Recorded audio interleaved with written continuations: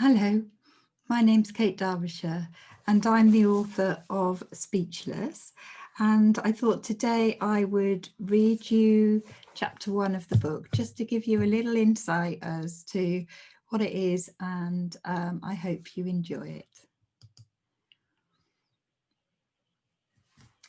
We're having a baby, that's what she said, just like that, as if it was the most natural, normal thing in the world. But nothing would ever be normal in this family. Isn't that exciting? It all made sense now. The green face, rushing off to the loo in the middle of things, looking tired all the time. Do you know what I'm saying, Harriet?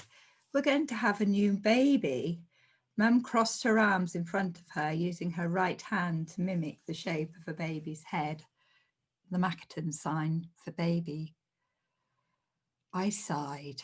Of course I knew what she was saying, and signed back, baby. I should explain, I've got cerebral palsy, and part of that means talking is hard for me. Well, talking isn't so hard. I know what I want to say. It's getting people to understand me is the hard part. I can't be bothered with it most of the time.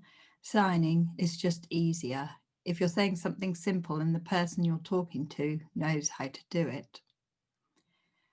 I thought you'd be pleased, said Mum, her eyes all soppy, searching into mine as though she was begging me to understand and be happy for her.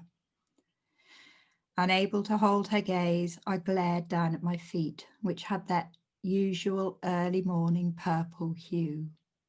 Always cold, my legs, no matter how many blankets Mum put on the bed. Why would I be pleased? A baby was a horrible thought.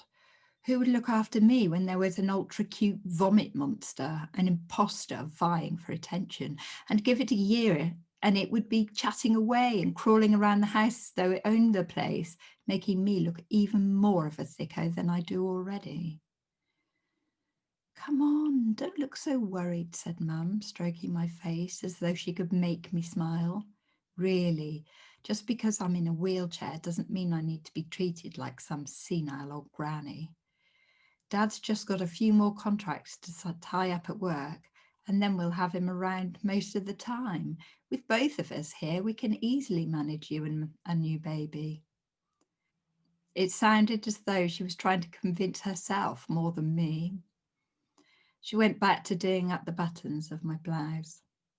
Well, I don't know about you, but I hope it's a little girl. You'll have to help me find pretty dresses and things for her.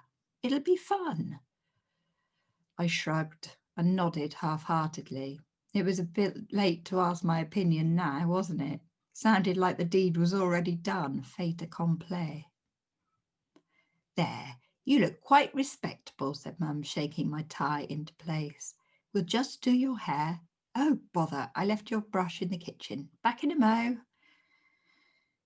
Pushing the round black knob on the arm of my wheelchair forward, I steered my way over to the desk and glanced crossly into the mirror which hung above it. I didn't know about having a baby around, but it would be good if Dad wasn't away on business so much. I made a face, then smiled my best smile at my reflection. Even trying my hardest, the right side of my face contorted into a grimace before the left side had a chance to catch up. I was lopsided, ghoulish. I often think I looked like a witch. Hazel eyes peered dully from my heavy lids, which are framed by perfect tidy eyebrows, made for a face that works. Actually, my eyebrows are good. Definitely Mum's side of the family. I have normal eyebrows. I can put that on my resume.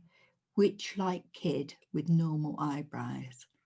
I brushed my hand through my hair and my fingers caught in the tangles, which made me look even more wild and hag-like. If only I really was a witch, perhaps I could undo some of the bad spells thrown at me by this stinking lottery of life. The hairbrush scratching through my dead dreadlocks brought me crashing back to reality, and Mum scraped my hair into plaits so tight I knew they would drag on my head all day. Doesn't Mum realise no one wears plaits at secondary school? There we go, Harriet. We're done, said Mum, snapping the last band into place. Now, I haven't told your brother about the baby yet. I wanted you to be the first to know. A secret girly thing, you know? I watched Mum's face in the mirror and saw the smile slowly fade. Actually, we are a little bit worried after everything that went wrong last time. Honestly, sometimes I wonder if Mum is like everyone else, assuming that I don't understand just because I don't speak much. She turned red, though, and started to look all flustered. Sorry, I didn't mean it to sound like that. Anyway, don't say anything to Jake yet, okay? I shook my head and made a face that I hoped said, I won't, Mum. Okay, you get sorted. I'll call you when the minibus comes. Her walk was effortless and elegant as she left my bedroom. Packing my school bag with the books for Monday's lessons, I wondered if she ever thought about how lucky she was just being able to walk. The mirror caught my attention again, and a familiar tune wandered into my head. Ever since I first heard this song, it has stuck in my mind, the constant theme tune of my life. I cannot hide from what I see. A mirror never shows the real me. Inside I laugh, inside I crave, inside I cry, inside I'm brave. I am not what you believe. Inside I am me.